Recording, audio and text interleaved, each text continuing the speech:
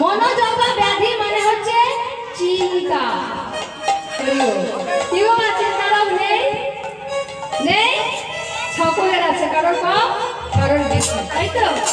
চিন্তারও সকলের আছে। হ্যাঁ গো মা, আমরা নিজেদের সংসারের জন্য কতটুকু চিন্তা করি, চিন্তা করেন তো চিন্তামণি, তাই তো? যে সারা বিশ্ব ব্রহ্মাণ্ডের চিন্তা করে তার এমন ব্যাধি হবে না, তার হবে বাবা, তাই তো?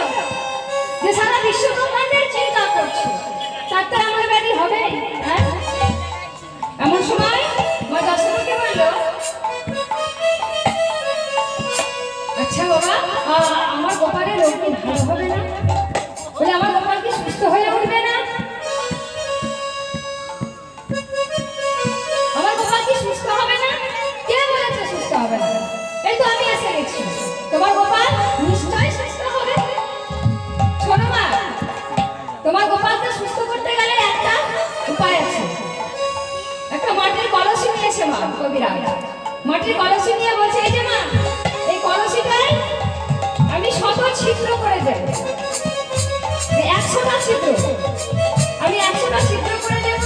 এই ছিদ্র কলসিতে করে কেউ যদি জল আনতে পারে, সেই জল তোমার গোপালের চোখে মুখে ছিটিয়ে দিলেই তোমার গোপাল সুস্থ হয়ে যাবে। তাই তবে জলটা আনবে কে? এই বৃন্দাবনের মাঝে যে সতী,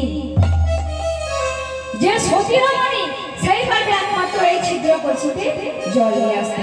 এবার ভগবান একটা কলসি নিয়ে 100 ছিদ্র